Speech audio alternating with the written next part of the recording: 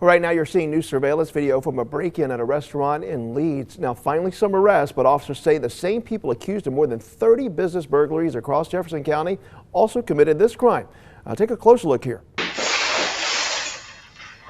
So you can see the suspects break through the window there. Police say they stole all the cash and the safe before running out of the restaurant. Welcome back in this morning. Cleanup is underway after severe weather across multiple states. You're looking at parts of Indiana here that had some damage. Also Kentucky, Ohio hit by storms and a number of tornadoes. We'll take this full screen now. This is the aftermath of that severe weather in Indiana where state officials confirm 3 people died in Randolph County. This morning, a mother is now in custody after a search for 3 children abducted from Virginia ended in our area. Thankfully, those children are safe this morning. Investigators with the Augusta County, Virginia Sheriff's Office say the children ages 10, 8, and 6 were taken from their bus stop. We know what happened in 5 Points South shouldn't be happening in our cities. Innocent people just out trying to have a good time were caught in the crossfire of what police believe was a targeted shooting against one victim. Joining us now is one of them among the 17 people wounded but survived that shooting. Gabriel Islami is joined by his father, Mo, as Gabriel is recovering at home. Gabriel, good to have you with us this morning. I'm glad you're okay. All right, man, thank you. I know the trauma for you has got to still be raw, but just tell us where you were Saturday night. What do you remember about what happened? I go down, and as I kind of look back, I just see there's just people laid out on the pavement. Mo, I know that is a call that every parent dreads. How did you find out what happened to your son Gabriel? What was that like for you? The first words I heard were, he said, "Dad, I've been shot," and we got there real fast. And I know our viewers couldn't see it there. Mo, understandably, you getting emotional there, just recounting that. Mm-hmm. When you got to the emergency room, what did you witness at that scene? I started seeing ambulances coming one after another. And we're here with Captain Chad Crow with the Vestavia Hills Fire Department, and yeah, it's an unfortunate, tragic situation what happened there in Portland. But if you do get caught in that same situation, there's a down power line. It's probably live. You don't know for sure, and it's on your vehicle. What's the first thing you should keep in mind? So we're going to stay. I'm going to hand you the mic. You talk me through what I need to do. Okay. We're going to come out with 2 feet, land with 2 feet. Got to land with both together, right? Both feet at the same time. Okay. Now we're going to shuffle. Pull your toes up in your shoe. Okay. Let just the back of your feet touch, and then we're going to shuffle. How far do we need to shuffle? So we're told 50 feet. Or you did this number here. I don't want to get in trouble. Luke, I am your father. Anyway, yeah, Fayette County, in fact, some down trees and also some power lines at the intersection of County Road 23 and County Road 105 in Fayette County. Again, there's just some, not just the threat of, the hail that could come, but these strong winds that, Mickey, you were talking about. Obviously, that could be playing a factor as well.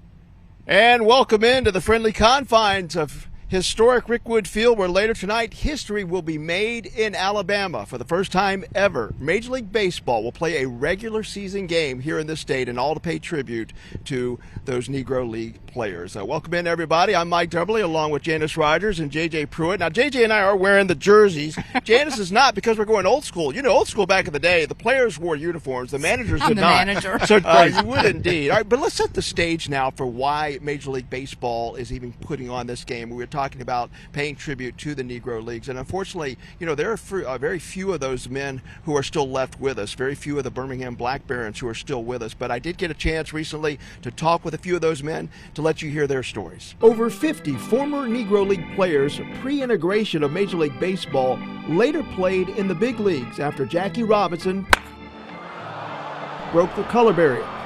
7 were former Birmingham Black Barons, including Hall of Famer Willie Mays. The Birmingham native's good friend growing up was former Fairfield Mayor and Black Barons outfielder Charles Coot Willis, who was a great player in his own right, although you'll never get him to say that. Only thing I want to say about that is I could play. Indeed he could, and during our interview, Mr. Willis got a call from Birmingham Mayor Randall Woodfin telling him he'll be one of at least 80 former Negro League greats to be honored by Major League Baseball. I would love to speak with you and interview you about your time in the Negro Leagues. Are you open to that? Yes. Well, you really got to feel for anyone without AC during this summer heat. Well, this morning we're hearing from someone living in an apartment complex in East Birmingham who hasn't had power in weeks. And he says he's been pleading with the apartment management to fix the problem. Russell Jones joins us live now, following up on this issue. Russell, good morning. Sheldon, so much excitement here at Brown Elementary, the first day of school for Birmingham City Schools. I mean, anytime you get some old school R&B playing in the background, you know it's going to be a good day. This school, by the way, is one of the governor's turnaround schools, and we want to talk to the architect of that. She's way over here. Bonjour. Bonjour. Bonjour to you. It's so exciting here, first day of school, seeing the kids' faces line up. But I love the organization here. Carrie, just zoom out over here. We got the supplies, we got the book bags, everything they need. But you also have the countries involved here. Tell us what that's about. That is He joins us now live by FaceTime to explain this ordeal of being rescued by the Coast Guard. Chris, I got to tell you, there are a lot of people who are praying, who are glad to see you right now on screen doing okay. Missing and ocean usually don't go together really well. So Chris, you set out as something you normally like to do when you're at the beach. You do a little kayak fishing, not too far from shore. But then what happened next to carry you much farther out? It was just the wind carrying me out. So obviously, as hours went by, the family started getting worried. They called the Coast Guard. Search crews were out looking for you, as well as the Sheriff's Department in Walton County. But at some point, did you ever get scared? I'd seen the rescue helicopters fly over me pretty close by a few times, but didn't see me. That I was like, oh my gosh, I'm about to spend the night out here. How about some good news for Alabama Power customers? Your bill rates will be going down a little next year. Starting in 2025, Alabama Power's retail rates will decrease by 1.88%. So obviously this is something that you are heavily involved with. Sometimes celebrities will give back, but they're not really duly involved with it. You are. And I'm just curious, any stories that stand out to you, people you have encountered either on the trail boat bikes or you know, from shelters that were built, that really stand out to you, a personal story that stands out to what this has meant to them? And she fell out of the house as it was flying through the air. Wow. And her family found her in the pasture the next morning. Mm-hmm. But to sit and talk to somebody that has gone through it and survived, it's a miracle. Didn't you turn it over that way? You probably wouldn't have guessed. Gladys Perkins of Shelby, Alabama is turning 102 years old this month, especially if you saw her out working in her garden. But keep in mind, she didn't even give up driving until she turned 100. And it wasn't because she had to. I'll give it up because so many crazy folks in the road, and I didn't want to fool around with them. The mother of 12 children, including her daughter Maxine, Gladys has lived through a lot. But if you want to know her secret to longevity, she makes it no secret. I tell them all, Jesus is on the inside, and it shows up on the outside, and he the author of everything. That's her foundation, is her faith. And she's been active all her life. She's been farming since she was 9 years old. She also, one of the things about her is she loves word search. So she keeps her mind active. And Maxine believes another factor is her mom has always gone above and beyond to help those in need, as noted by the recognition for her efforts to help missionaries through her church. But now she's helping a much bigger audience. And then how long will we let these cook? 1 hour. Gladys Perkins has gone viral on various social media platforms, adding scores of followers by the day. Oh, it's been years and years. I can't name them. Maxine says she got a vision during Black History Month to share how much harder life was for her mother back in the day, without electricity, appliances, or other modern conveniences. The very first video we did, we showed them the antique iron. People were like, oh my God, I have that iron from my grandparents, but I've been using it as a doorstop. That was followed by other videos, like how her mom used to wash clothes using a washboard. This is what I had to use. And quilting. In the wintertime, that's what I do all my quilting. And yes, outhouses.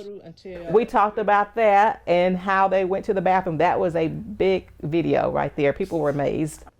Gladys is now a social media influencer. I didn't know I was going to be no superstar, but I just done the right thing. But Maxine believes her mother's growth and popularity is because of a bigger purpose Gladys is serving, as she's done all her life, helping others.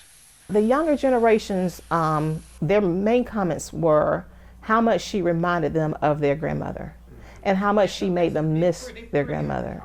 And they have adopted her, as their grandmother. They would say, she's our grandmother too. And there were so many people in the comments asking for prayer. And they just believe something about a grandmother's prayer. They just believe that can reach heaven. Without God, I can't do nothing. I can do all things through Christ. In Shelby, Alabama, Mike Dubberly, WBRC Fox 6 News on your side. And right now, investigation underway in Nashville after officers shot and killed a man who they say had a knife. Just a few hours after the shooting, the department did release body cam footage. Now, we do want to warn you, some of you might find it difficult to watch and hear. Drop the knife! Now, we did want to stop it there. Police say Max Van Sickle was on drugs, having a mental health episode when he grabbed a knife, stabbed his older brother. His brother then called 911, and when officers arrived, Van Sickle ran down the stairs, and it appears there and is still shot there to be holding a knife. And that's when officers shot Van Sickle 4 times, killing him. The Tennessee Bureau of Investigation is now investigating, as is protocol in an officer-involved shooting. Meanwhile, covering St. Clair County, the Ragland community still fighting to save its school. Ragland is about 30 minutes west of Anniston. Rumors have been swirling about Ragland High School closing after this upcoming year. The town council signed a proclamation to keep the school open. Mayor Richard Bunt and City Council member Brian Phillips spoke to WBRC about what they want to see happen next. So they say their plan right now is to gather more facts and eventually present their case to the Board of Education.